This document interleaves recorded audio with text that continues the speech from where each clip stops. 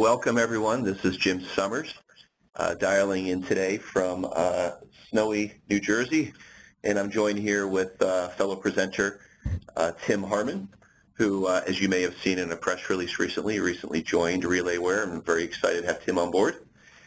We also have two other presenters calling in from different locations. We've got Chris Buckholtz, who is Relayware's very own Director of Content. Chris, are you there with us?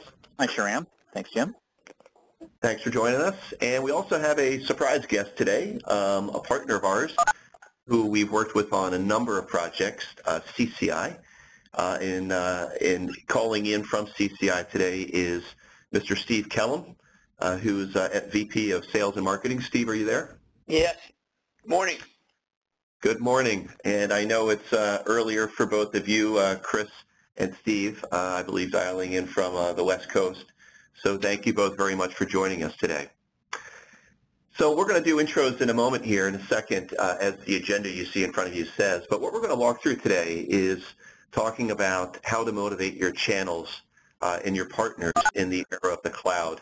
The big theme of today's webinar is really around how the cloud has changed the economics of partner management and channel management. And put some pressure on incentivization and how you incentivize your partners to do what you would like them to do, which is create more business for you. So we're going to talk about a little background on incentives, giving you some tips on how effectively you're doing that today, if you are currently doing that. What's the wrong way and the right way of managing incentive programs. And then we're going to give you some advice and some next steps towards the end, and then we'll open it up for Q&A. Sound good? All right, good. So let's jump in, if we could, just give a little bit more background on each of our presenters today, if we could. And you can see there's myself. I am a Chief Marketing Officer with Relayware, and I come from the mobile industry and also marketing automation with a company you may have heard of called Responsys. And Tim, why don't you introduce yourself as the newest member of our team here? Yeah, good to be here. Thanks, Jim. Hi, everyone. So I'm Tim Harmon. I head up the customer success program here at Relayware now, where I'm chartered to help companies in making their channel strategy, executing their channel strategy successfully, and in developing their channel roadmaps. And most recently, I came from Forrester Research, where I led the research agenda on channels for the last 6 years. Chris? Well, I'm Chris Buckholtz. Thanks, Tim. I'm the Director of Content Marketing here at Relayware, and my past has been a little weird. I started out as a journalist and covered things related to the channel with Far Business, among other publications. And then I moved over to these sort of roles covering the CRM space with Inside CRM and Forecasting Clouds, which is logos and I'm up there. My last gig was as the director of, my formal title was editor-in-chief at Sugar CRM, but I did an awful lot of things, including work with some folks in the channel on some marketing efforts and some content creation efforts. So that's my background. And Steve, welcome to the webinar yourself. Can you give us a little bit about your background? Sure. So I ran a successful IT company here in the North Bay of San Francisco for several years. It was a managed service company, and we sold that business a couple of years ago and ended up in this space, this very interesting space between the partners and the vendors. Previous to running the IT company, I also have experience in building out a channel. Over 8 years, built a channel from 0 partners to over 2,000 partners, and went through a lot of what our vendors go through. So I have experience on both sides of the table. Well, great. Well, thank you all. And as you can see here, we have a very esteemed panelist, a group of panelists here, and thank you all for joining us. Like we did on the last webinar, what we like to do is we don't want this to be a sales pitch. We want this to be very informative and educational for all of you. And we're going to keep this interactive as well, so it won't be, we'll try not to keep this a very linear discussion today. But you may be wondering why companies who seem to be doing similar things between Relayware and CCI would be joining forces. And to try to clarify this a little bit, this is a chart actually that comes from Forrester that lays out the channel management software landscape. And you can see in the channel management landscape there's a number of different flavors and types of providers out there. And right in the middle here at the hub you've got partner relationship management. And then you've got companies that are more focused around partner incentive program management. And when you look at the two companies, Relayware really defines itself primarily as software, cloud-based software, to manage your channel ecosystem and all your channel providers and all the things that goes along with that. One of those elements, of course, is incentivization. So we do have incentivization as a module and a capability within our tooling, but where we see that there are very sophisticated requirements or companies that are really trying to go very deep into the strategy around motivation and incentivizing their partners, we turn to experts like CCI to do that as well. So we've worked on a number of projects and opportunities together, continue to do so. And I just wanted to clarify that, Tim. I'm not sure if you would add anything to that I maybe missed. No, I think that's right. The PRM, and this actually came from something that I created when I was with Forrester. Relayware represents PRM, which is the anchor or the core, I think, of the channel management system, with incentive programs being a specialization, a very important specialization, like you said, to a lot of companies. Good. Any other comments, Steve, before we move off this, just to clarify what CCI does for the listeners? Yeah, I think you guys nailed it. It really has been a symbiotic relationship, and the clients that we've worked with, I truly believe we've been able to come together and create a synergy there, and together create a more successful service. It's worked exceptionally well. Yeah, absolutely. So let's jump right into it if we could, and sort of set the stage. Chris, actually, Buckholtz, authored the white paper on this topic. So if you haven't seen the white paper, I encourage you to read it and download it. We'll give you a link a little bit later on here to that. But the way Christy really set up the situation is really what's happening in and around our partners or partners in general in managing all of the various customers and the challenges they go through. Can you explain a little bit about the dynamic that really tees up incentivization? Sure. And I think this is what makes incentivization even more important today than it's been in the past. You know this from your own personal life, is that the amount of attention you have to focus on any one thing is kind of finite. We've been able to make people more productive in various tasks, but we can't do things that give them the ability to pay attention to more stuff than they can already pay attention to. There's only so much time in the day, and there's only so much attention you can devote to things. So how do you get people's attention?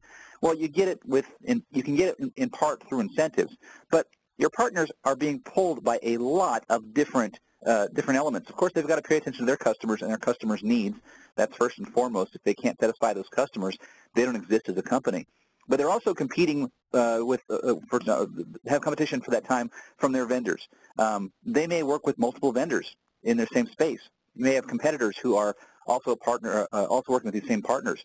So they're competing for the time that you're trying to get a hold of too, this valuable time of your partners, their attention, and that next step, which is getting them to go from paying attention to what you're saying to them to actually acting on it and carrying out an activity or a behavior that you need for them to carry out in order to become more loyal, better trained, just generating more revenue from the relationship between the two of you.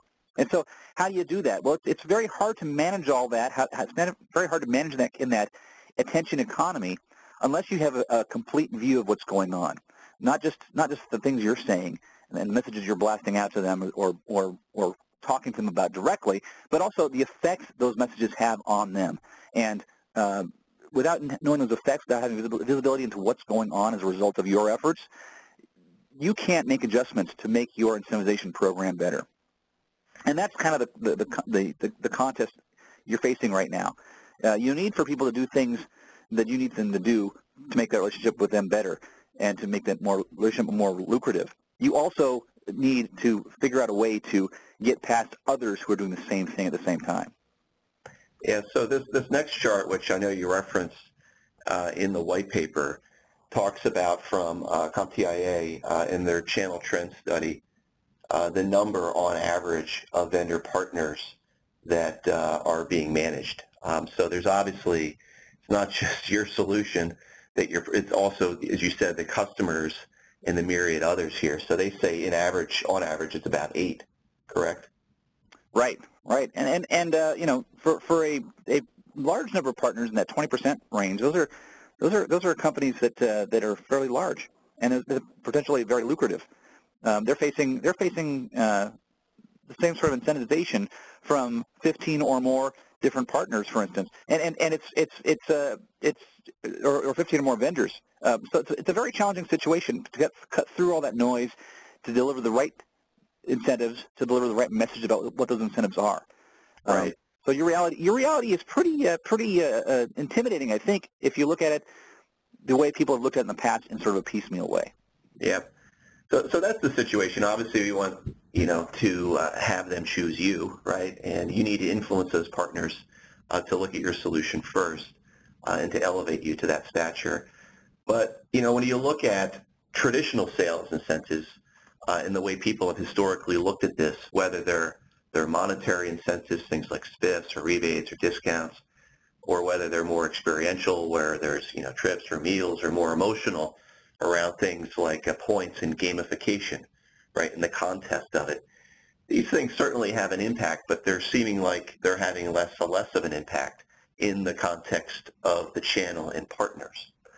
And I think a lot of that has to do with the fact of the cloud, which again is sort of the theme we want to touch on here. And when you look at direct sales incentives, the impact historically that they're having is primarily at the point of decision.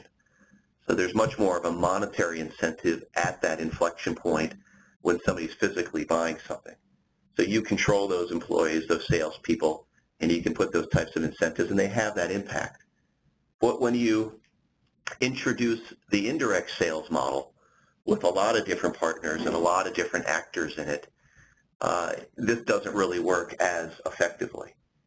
So those traditional incentives have less of an impact at that decision because there's certain dynamics that are happening out there, right, Tim?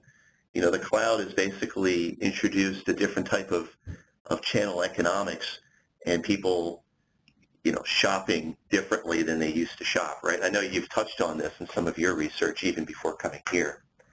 And maybe you could explain some of that and what's going on there.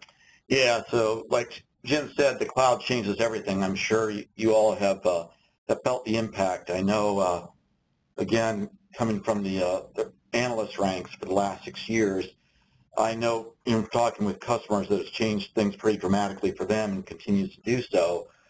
For tech companies, changing their go-to-market as well, but it's also changing things for channel partners. And I wanted to share this with you. So this is data that we actually collected from channel partner companies in North America and Europe on their revenue mix. So how are they making money? What are they making money from? I'm not going to necessarily go through every single item. If you want to set up a call with me afterwards, feel free to do so. But I wanted to point out some of the highlights of what we identified that channel partners are doing in reaction to cloud computing. So right there at the top is product sales. And then, by the way, that's on-premise product sales, both hardware and software. And you can see that we captured those things that they're selling or reselling in orange, and those things that they're actually doing or providing as a value-added service in the blues. Right, so if you look at the top one, they're selling or reselling tech companies' products, and you can see that their amount of revenue, the percentage of revenue that they derive from that, is actually going down in a couple of years slightly. I'll come back to that in a second. I wanted to point out, a couple of other things. So where the red arrows are things that are really in decline for the next 2 years. One is professional services, and then the other one down towards the bottom is channel partners being a provider of cloud infrastructure services. And I'll talk to both of those real quick.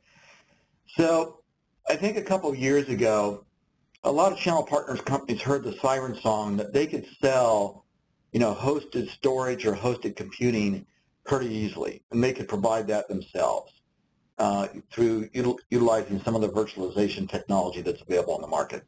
And indeed, a lot of channel partner companies jumped into that market. What happened at the same time? A lot of the big tech companies jumped into that market too. So it's not just Amazon anymore. It's Microsoft, Google, and IBM as well. Mm-hmm. And, the channel partner companies just can't compete on a economies of scale basis with the big boys. So, I think they're getting out of the cloud infrastructure provisioning market.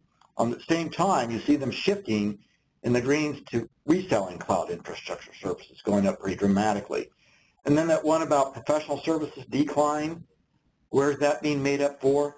Well, in terms of providing their own managed services. So, professional services or project-based services going down, managed services where it's on an annual subscription, renewable basis going up for channel partners.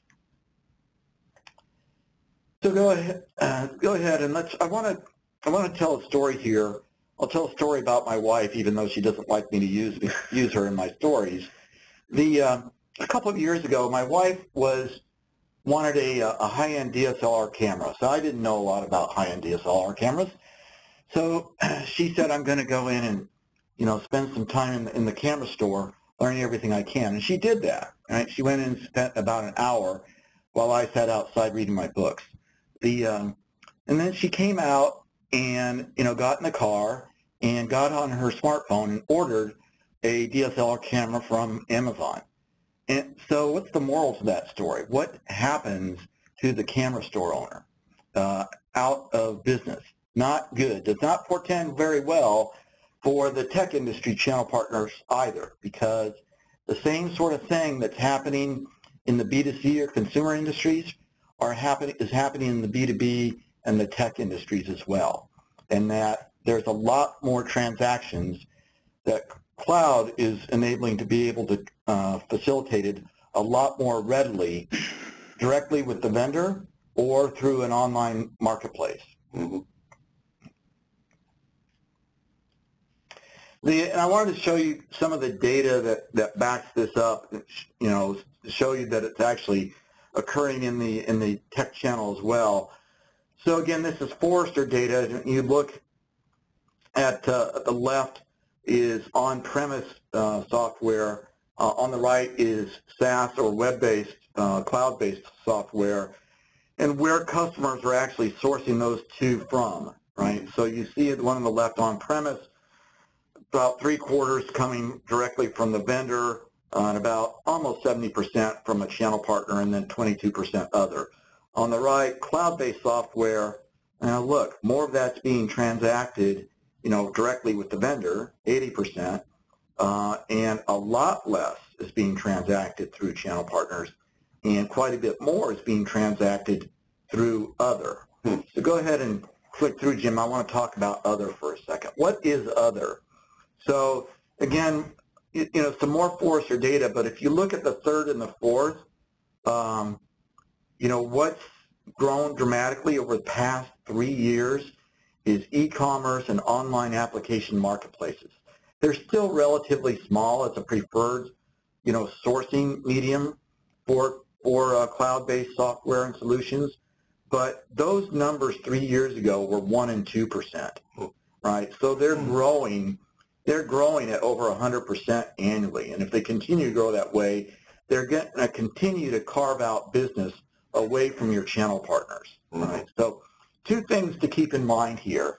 One is you need to point your incentivization programs not just at the transaction or revenue performance of your channel partners, but of their performance in the entire customer journey. Marketing, education, support, service, right? So I'm not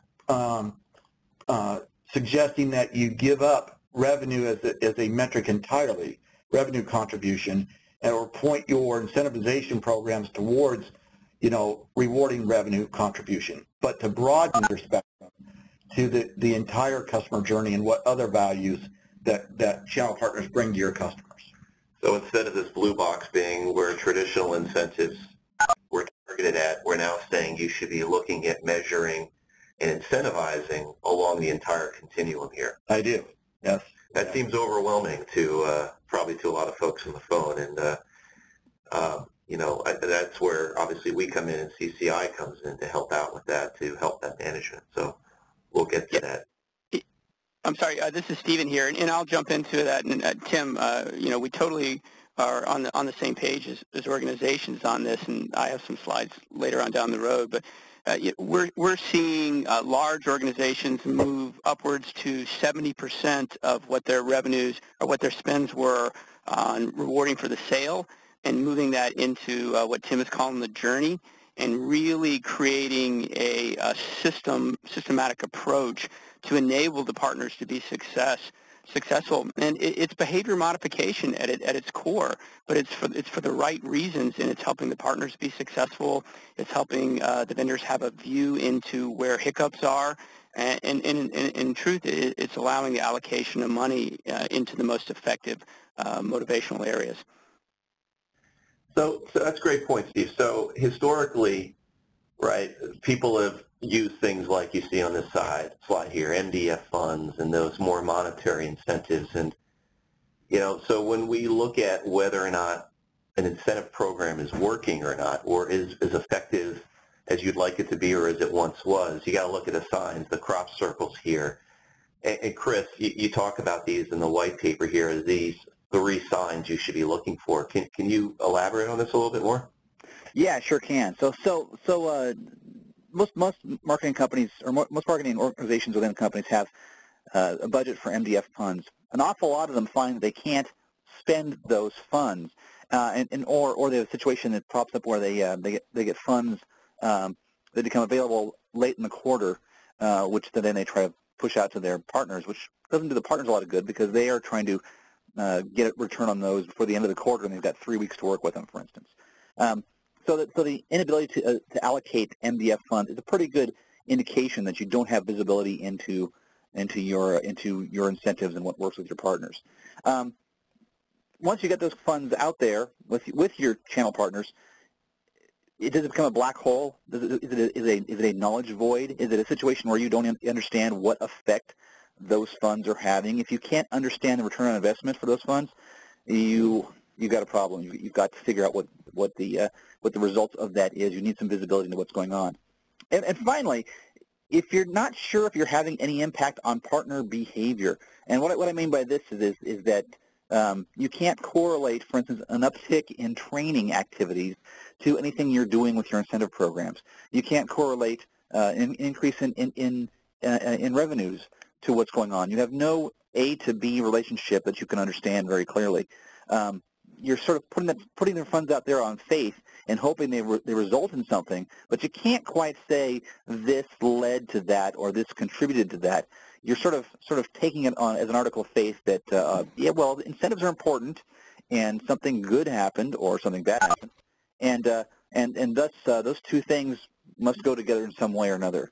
That's really not enough to justify your expenditures on MDF and co-op spending. So let's dig in for a second here and look at this chart to really drive home your first point around MDF and your point that it's sometimes difficult to allocate those monies. Yeah, this is a very interesting slide. This is from PartnerPath, and there are various studies done on MDF and how effectively it's allocated by companies. But you can see here that only 27% of the companies that were surveyed in this managed to allocate all of their funds. They had 0% of their funds unspent. That means a big portion of the pie is having an issue with figuring out where to put their MDF funds. The big pile there, the big 40% pie, that's between 1 and 14%. That's a pretty significant number of vendor companies having a hard time figuring out where to put their money. The green one is terrifying. 15% of the companies that were polled, a quarter or more of their funds just can't find a place to go. They can't figure out where to spend this money. They've got money in the budget, but they can't spend it. Now, if you're running the company, that's terrifying because you realize that your marketing department and your channel programs manager are perhaps casting about in the dark. If you're one of those people running those programs, it's terrifying because it's a pretty good chance that your budget's going to get slashed. So none of this is good for anybody. It's not good for partners. It's not good for vendors. It's not good for individual people within the vendors themselves. And so there's got to be a better way of doing this than the way that most companies are doing it. Yeah, and sorry, this is Stephen. I mean, let's just go right to the key is that if the dollars are allocated and they're not being used, it should translate into there are not enough sales. I mean, there's one reason to do all of this, right? And you capture mind share, that's great, and it's important. But the reality is we need the partners to sell. We need them to take market share. It's not a marketing development fund. It's a market development fund. It's for growth. And I totally agree with you, Chris. We run into this on a regular basis, and it goes from simply vendors not having scorecarded well their partners and not knowing who to allocate the funds to, or having a really tried and true system to dig a deep scorecarding to make sure they're spending on the right partners, to marketers who are dealing with the finance side of their organization, where they've got a quarterly spend, and 8 weeks into that quarterly spend, they actually get the budget, and they have to tell the partners to turn around and have wonderful business development fund plans in the next 24 hours. The good news is there's a lot of solutions for that. There are a lot of tools out there that can really help with that to help create that planning mechanism and help solve a lot of those problems, along with some really good guideline recommendations on how to manage that through those partners. Well, you go to the next slide here, Steve? Oh, sure. So I think this ties into back to that slide for a second. Okay. Two things on this. I think that the keys are that that green section, the second level there, is we're seeing a lot of investment in the new partners with gross sales trajectory. And this ties very much into the cloud side of things. A lot of the key partners, a lot of the stars tomorrow maybe aren't from a sales volume, the stars today, but if the scorecarding is done really well and what makes up that partner is really identified, those characteristics are really well identified, you can really look at where do you invest those dollars. And even with the well-established partners with the track records, the dollars are really being allocated differently. And we're seeing tremendous efforts by organizations both in Tier 1 and Tier 2 to really look at where they're spending their dollars, who they're spending those dollars with, and how. Right. And maybe that next slide sort of goes through that a little bit. One of the things we've seen is a tremendous shift into truly discretionary spending. We've worked with Tier 1 organizations that have gone from 5 years ago, they were 95% co-op and 5% MDF. Today, they're at 70% co-op, 30% MDF, and their goal is to be 50-50 within the next 2 years. We've worked with large Tier 2s that are right there at the Tier 1 level that have literally gone from 95% co-op to 95% MDF. And when I say MDF, they're talking about truly discretionary spends. And it has complicated things quite a bit for marketing folks. However, it really is the right thing to do as organizations are driven to take market share. They need partners who are going to do business development with them. So we're just seeing a huge move in this direction, and it affects how you reward, who you reward in particular. We have conversations weekly with organizations that are really trying to define scorecarding and even create automated tools for scorecarding. Because the reality is if you've got this much discretionary funding, not only do you need to know who to give it to, you need to know what the ROI is on the back end of what you spent, and then you also need to be able to take those dollars and move them forward. And in the next slide, we're going to talk about that a little bit, because you need predictive analytics on when someone sends you a request for $20,000, should you give it to them? Just because they say, I've got a great plan and I need $20,000 to execute this and I'm going to get 10 new clients or I'm going to get $500,000 in sales. The people who are making that approval decision really need the metrics to say this has a 75% probability, this has a 50% probability, this has a 95% probability. And for us, that all starts with partner scorecarding.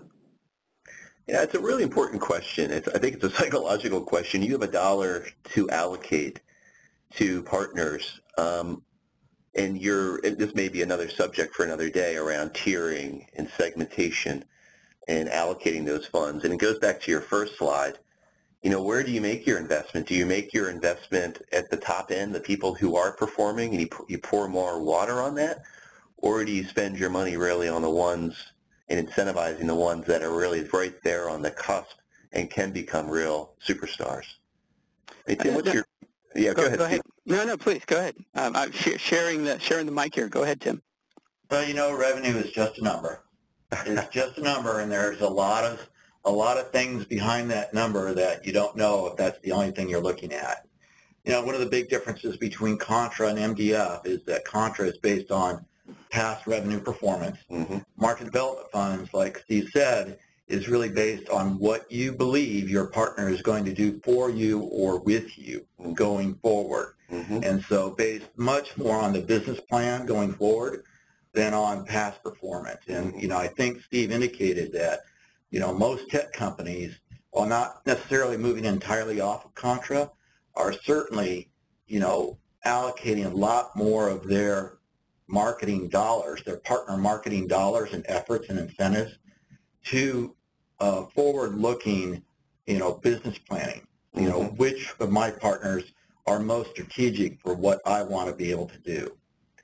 And you have to answer the question, and precisely the reason we're here today is the cloud era, because it's changing the rules of the game. And yesterday's successful partner may not be tomorrow's forward-looking indicator. Exactly. You may know that you have a cadre of partners out there that have everything ready to pull the trigger to be successful with the cloud.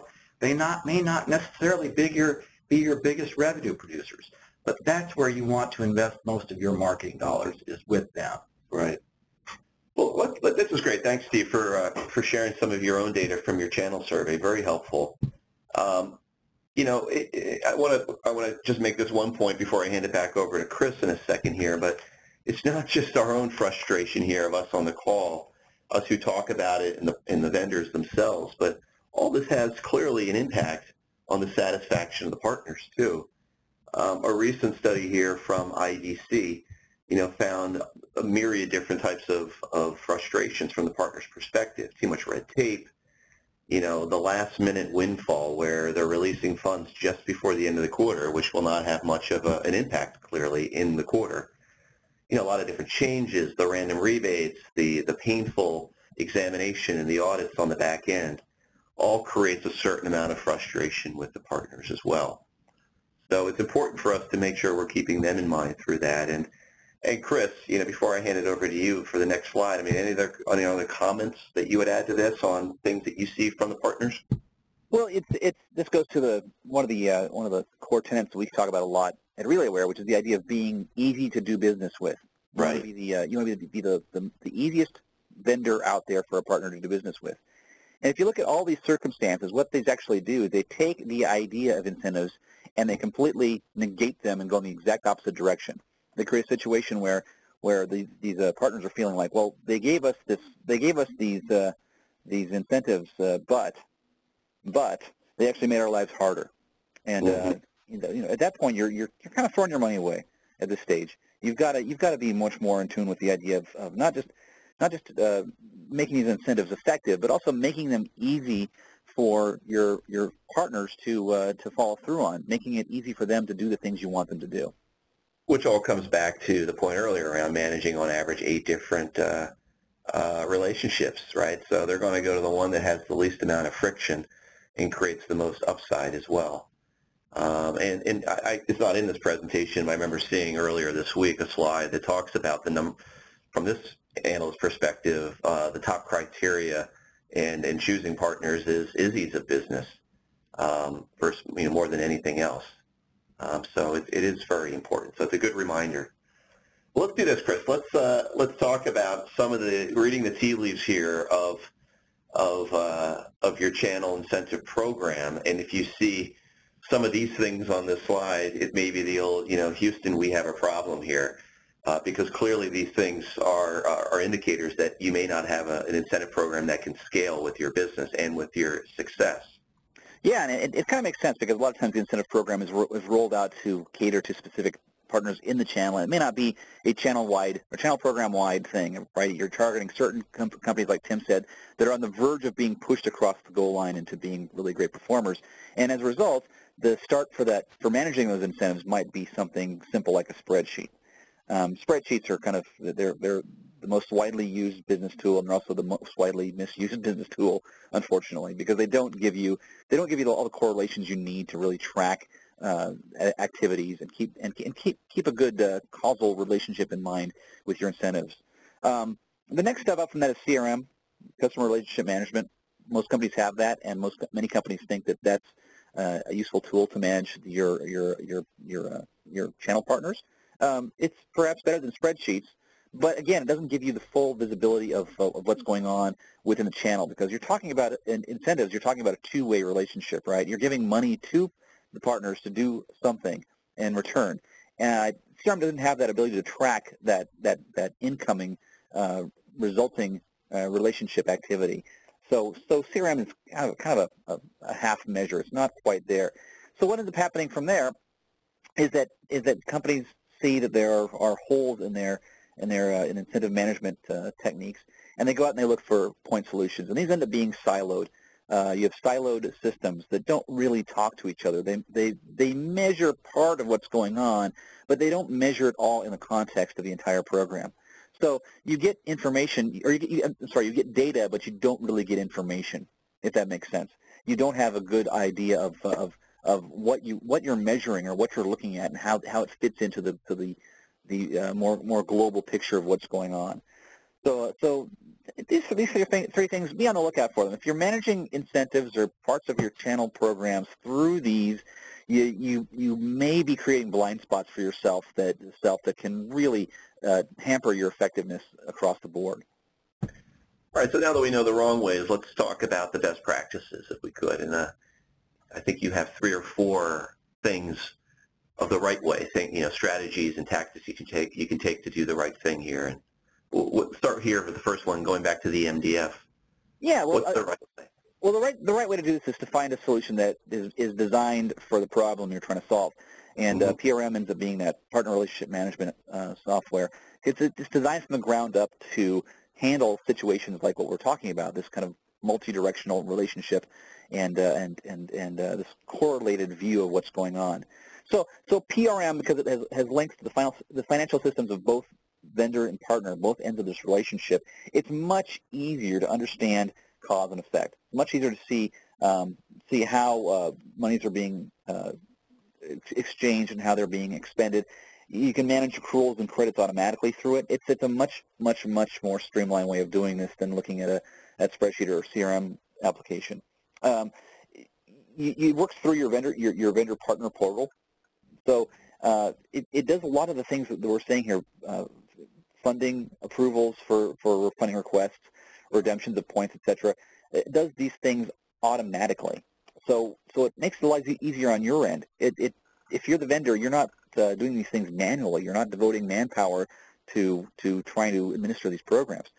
And it generates reports on the effect of these things. This is really what I've been talking about here in terms of visibility. You need to understand the effects of what you're doing in order to make those programs more effective and more fruitful in the future. And without the ability to get reporting on what's going on as a result of your efforts, you're kind of working by guess. So the next go around, the incentives for companies are not just at the vendor level or the partner level. It's also important to get down into the individual level for those partners. In other words, you're incenting the people at these companies. You don't pay them. You don't pay their salary. You don't have direct control over them. So how do you get them to do the things you want to do, and how do you get them to sell your products? And so incentives, again, factor in here. But again, it can be a situation where when you're dealing with employees of other people's companies, tracking their activities and understanding what's going on is very difficult unless you have a system that's designed to do that. And PRM automatically tracks these incentive systems. In a lot of cases, they'll have points that are redeemable for cash or prizes or other things. Managing those points from the vendor point of view, again, requires some human intervention unless you have an automatic way of doing that. The ability to not have to have somebody assigned to manage the daily operation of these individual incentives means that not just that you're saving money in terms of labor, but you're also saving hassle in terms of the partner, because the partner's employees don't have to wait for your guy to get on the ball to redeem those points. So it's a much better, much more frictionless way of doing things, as Jim said. The word frictionless is a good way of describing it. Having this stuff in place and using the technology to manage it is much easier than trying to do it manually, and much more effective ultimately.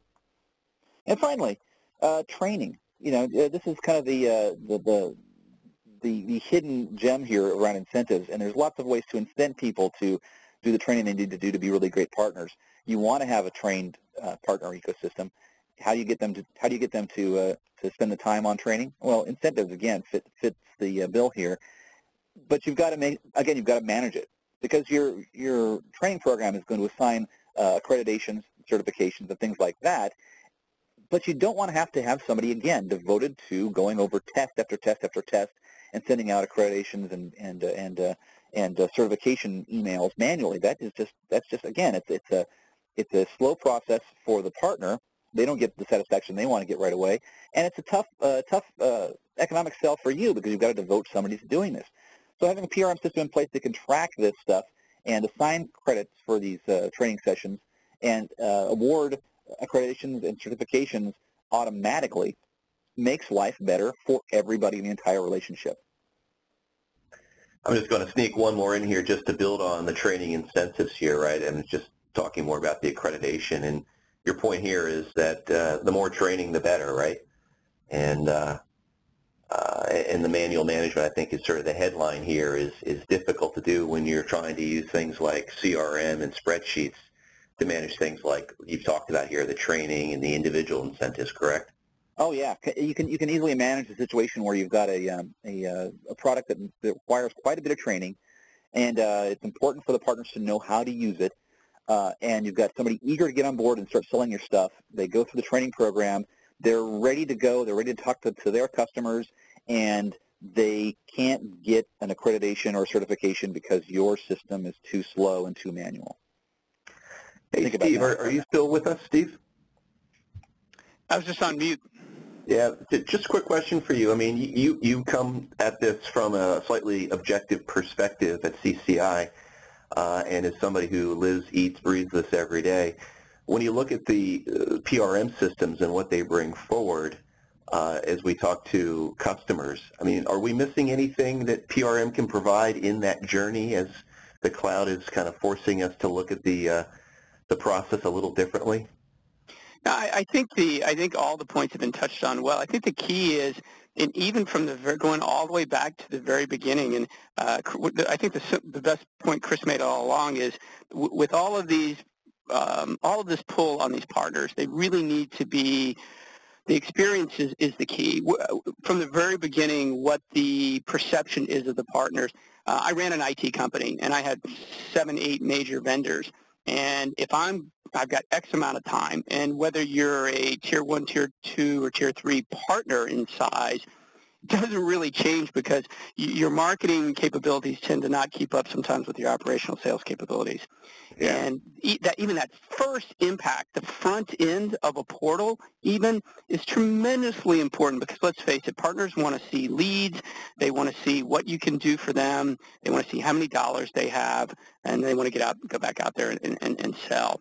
And so tying it all together, I think the package and the messages you guys have around all this is really key.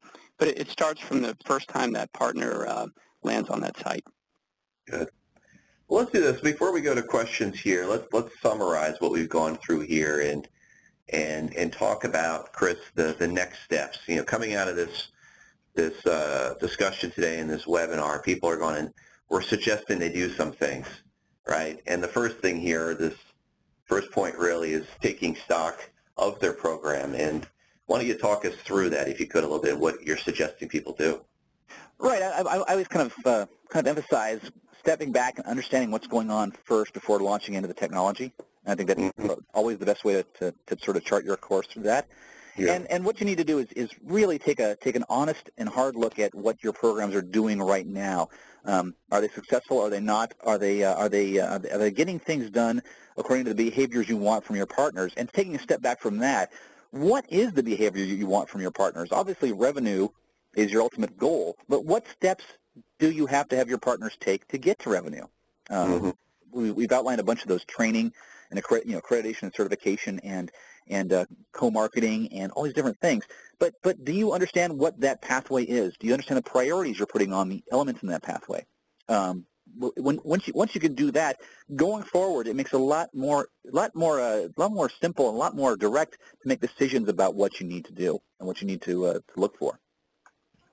Which leads to this next point, which is making sure that you're looking at the right performance metrics and tracking this. And you look at here, is it revenue, is it loyalty, is it engagement, is it all the above? I mean, we're talking about a different type of journey here than with incentives. So is it all the above, Chris? Yeah, we all know it's all of the above. And it's all of the above according to some different priorities within your business. But I think also when you get down to brass tacks and the specific metrics, it really is about you and your customers. It always really should be. I think that picking the right metrics really is a competitive advantage.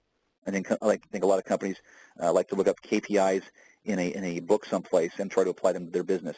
That's the lazy way out, really. You have to understand who your customers are, what your business is, and what your priorities are, and look for those metrics versus these kind of generic high-altitude metrics that give you an idea of what's going on, but don't really get down into what you should be doing and what you should be changing.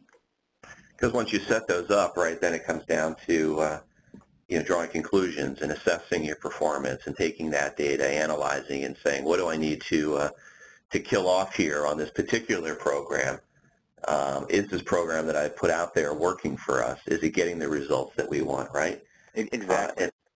And then from there, right, it's taking a look at how that program fits into your overall program. And it's not just your own, Chris, right? It's your competitors, because things are constantly changing in this world. Yeah, absolutely. I think this last square here focuses on things you need to do internally. All these incentives, we tend to think of them as these things that are focused externally out to our partners. But the reality is, in order to do this right, you've got to think about it internally quite a bit too, and understanding how things are changing with what's motivating your partners. Also understanding what your competitors are doing to get their attention, and make regular reviews of how effective incentives are and what can be improved. A regular part of your company DNA. I think a lot of times this becomes a problem. People solve the problem for now, and it's a fire and forget situation, and it only comes back to their attention when there's a problem again. You don't want to do that. That's a missed opportunity. So clearly, I think just to summarize here, I'm going to open this up to everybody here before we go to questions. The whole point here is that the market has changed. The cloud has kind of changed the dynamics, the commercial economics here. We see it, retail sees it in the showrooming, and if you take that showrooming in the retail business and apply it to the channel ecosystem, it's a very similar dynamic. So you need to look at what you've done, assess what you've done, but also take stock of what you've done in the past. Will those incentives really apply moving forward? And will they continue with the success that you already have? So, Tim, I mean, what's your word of advice here, your words of advice to folks on the phone as we break from this call? Well, I think, too, first of all, my guess is that most tech companies have too many incentive programs they launch on an annual basis. And how many is too many, I don't know, but too many that are siloed from one another is a bad thing, because I talked with a couple channel chiefs, and they said, I asked them, what is your greatest fear? And they said, my fear is the fear of the unknown, that every new program that we launch, I don't know the impact of that relative to all the other programs that we've launched. And so to look at them in aggregate, and I counsel channel professionals to, put their economics hat on, and they're going to have to really get deeper into financial engineering, because the cloud has made things simpler in some respects for customers. It's made things a lot more complex for tech companies and their channel partners in determining the value that both parties bring and how you incentivize for that value. Good advice. Chris, I'm going to give you the last word in a second here, but before we do that, Steve, how about you? I mean, what are your words of wisdom and what people should be thinking about leaving this call today? I like I like what Tim said. The thing that we hear from channel chiefs all the way down, because believe me, that gets translated down, is measurables. And taking, as Tim said, a broad perspective of where those other programs are going as well. And the good news is the programs and the tools from folks like Relayware, CCI, everybody out there, as far as how they're looking at how things get set up, are really starting to take those into account because everyone is held accountable today for every dollar that's spent. It's as simple as that.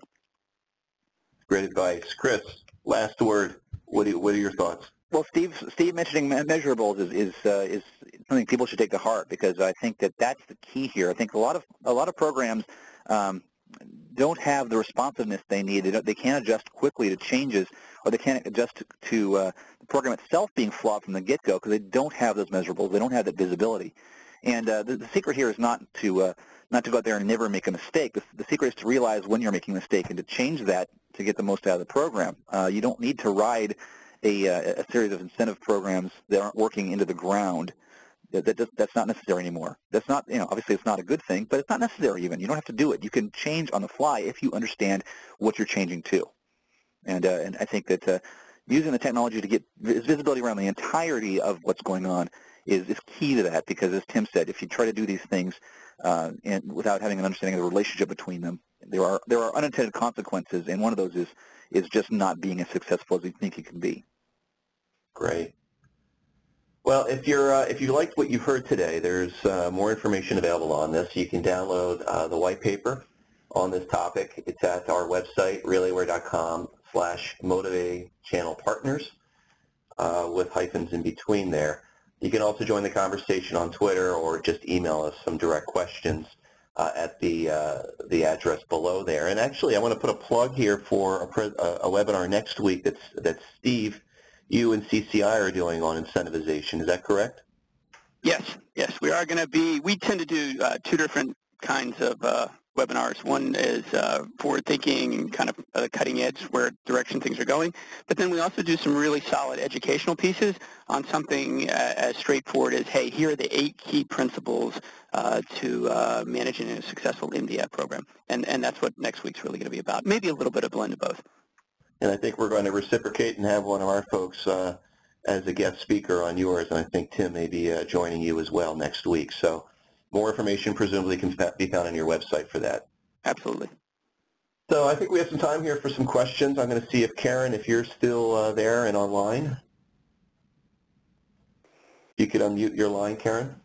Hi, Jim. Everybody should be now unmuted. So if just for the sake of noise feedback, if you're not going to speak, it'd be great for you just to mute yourselves. But I've got a few more questions here that have come through during the webinar, but I'll open it up to the floor first and see if we've got any burning questions. Okay, any from our listeners out there, any questions that you all have for us? Okay, let's start then, Karen, with one of the questions that you got during the actual webinar, if we could. Yeah, yes, please. The first one was, what's the difference between co-op and MDF funds? The difference, yeah, actually, Steve, you touched on that earlier in one of your slides.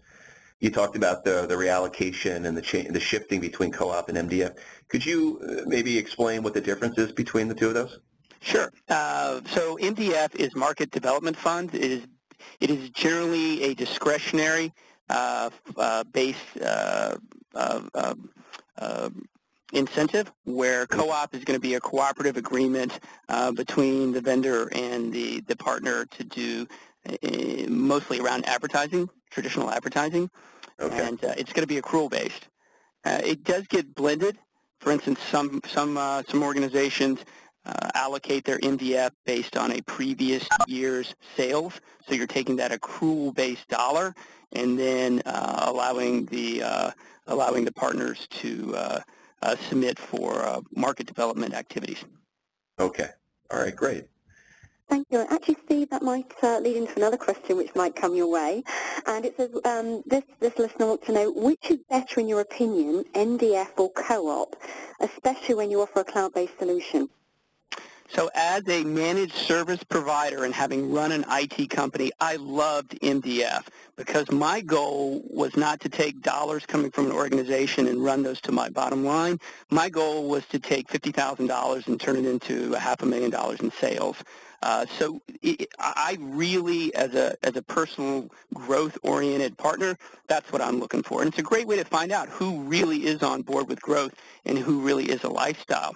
However, there's absolute place for co-op, and when the programs are run well and it's not an entitlement, but it really is there as a joint effort to continue to market, it can be very, very strong. I think there's a blend that has to go there, and it depends, I think Chris said it, really looking at the metrics of who your partners are and understanding who they are. In the cloud-based side of these guys, a lot of them are looking to grow, and they're going to want to do those seminars. They're going to want to do those true market development activities, and I just think that's a great direction to go, but I have to admit I'm a little biased.